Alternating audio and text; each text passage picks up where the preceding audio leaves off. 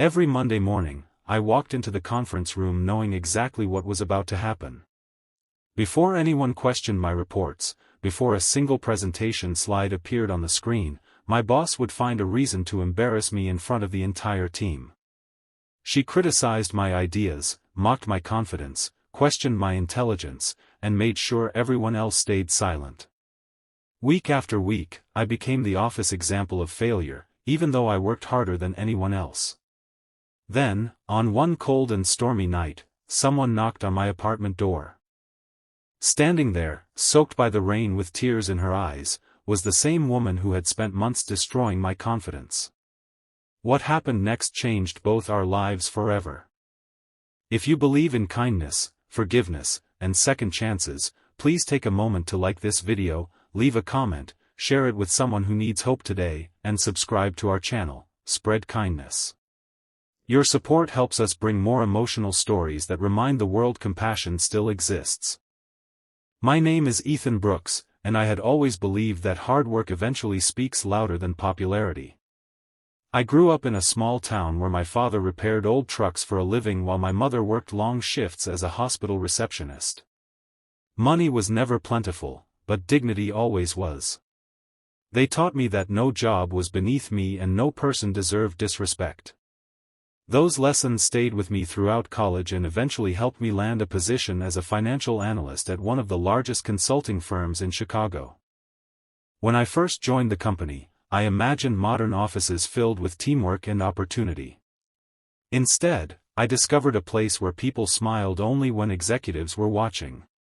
Promotions depended as much on politics as performance, and fear was often mistaken for respect.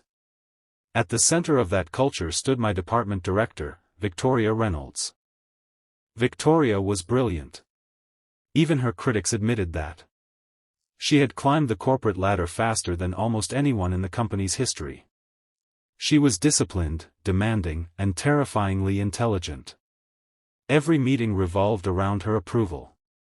Every employee watched their words carefully whenever she entered the room.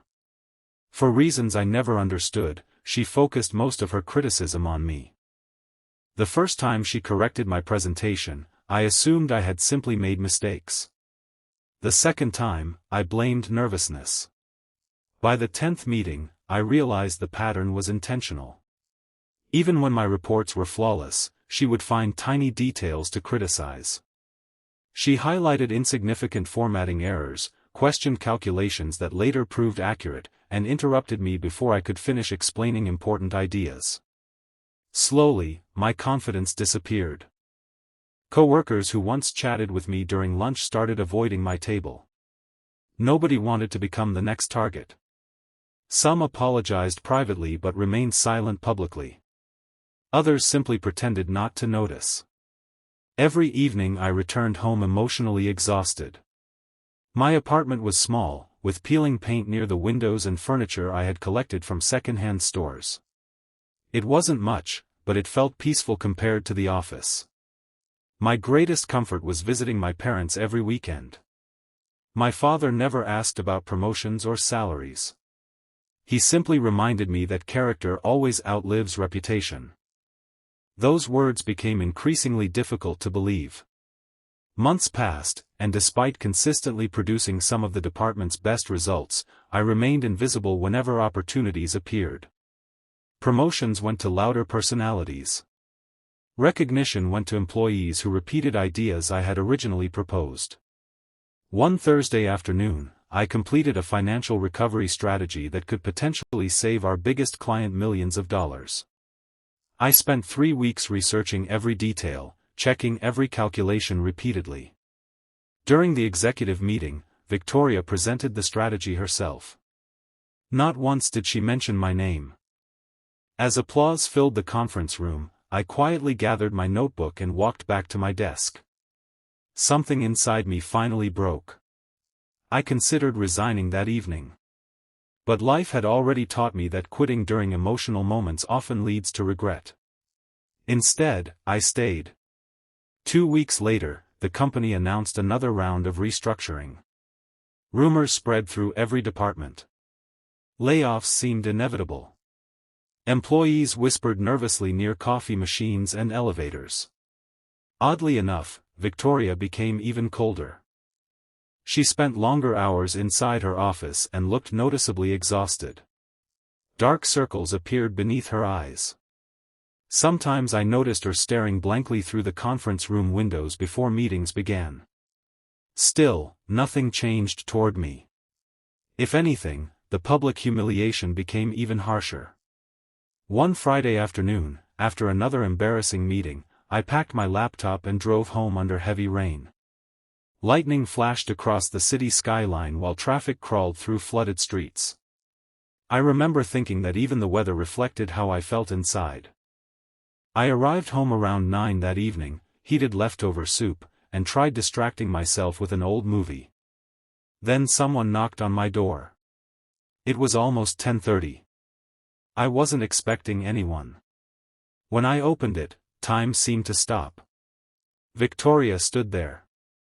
Her expensive business suit was soaked by rain.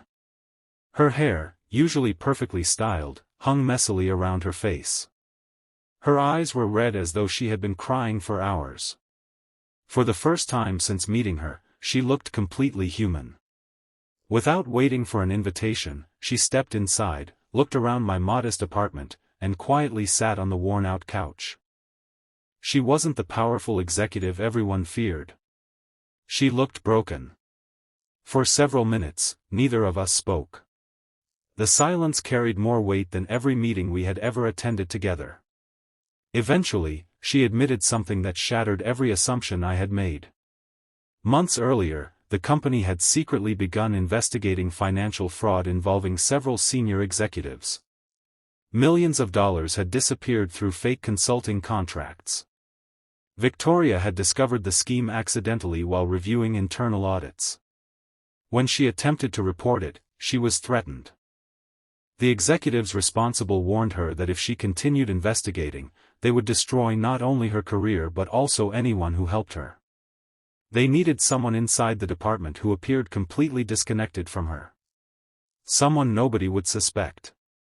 That person became me.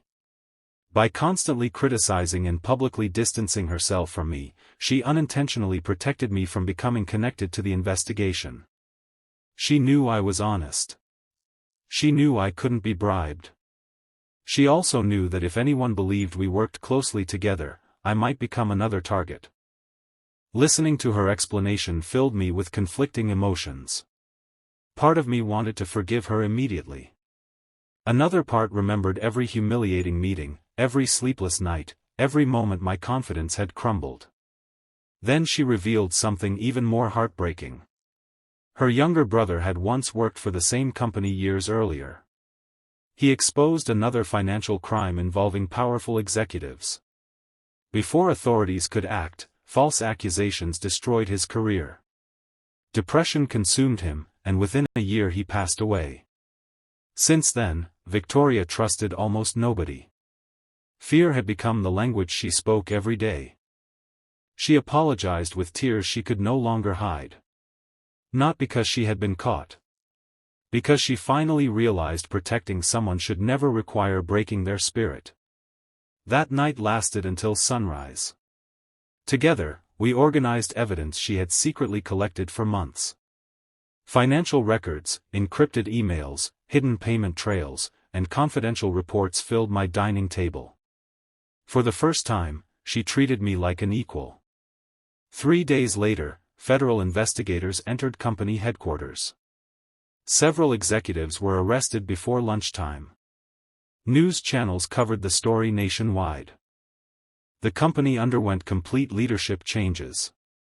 During the investigation, authorities publicly confirmed that my financial reports had uncovered several irregularities months earlier. My work received recognition I never expected. More importantly, people finally understood the truth. Victoria resigned shortly afterward. Many employees expected me to celebrate her departure. Instead, I felt sadness. Not because everything she had done was justified.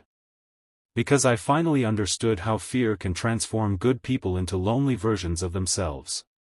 Nearly a year later, I accepted a leadership position at another firm. My management philosophy became simple.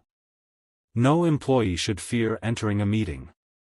No mistake should become public humiliation. Respect creates stronger teams than fear ever will. One afternoon, I received a handwritten letter. It came from Victoria. She had started volunteering with organizations helping professionals recover from workplace bullying and emotional burnout. She thanked me for showing compassion during the darkest chapter of her life and wrote that forgiveness had given her the courage to become someone her brother would have been proud of. I placed the letter inside my desk drawer. Not as a reminder of pain, but as proof that people really can change. Before we reach the ending, we'd love to hear from you. Please comment below. If someone sincerely apologized after hurting you, would you give them a second chance? Why or why not? Sometimes the deepest scars are left by people fighting invisible battles, but that never makes cruelty acceptable. At the same time, understanding another person's pain can become the first step toward healing our own. Forgiveness is never about pretending the past didn't happen. It's about refusing to let yesterday control tomorrow. If this story touched your heart, please like this video, share it with your family and friends, leave your thoughts in the comments, and subscribe to spread kindness. Every interaction helps us continue sharing stories that inspire hope, compassion, and the courage to believe that even broken hearts can find their way home.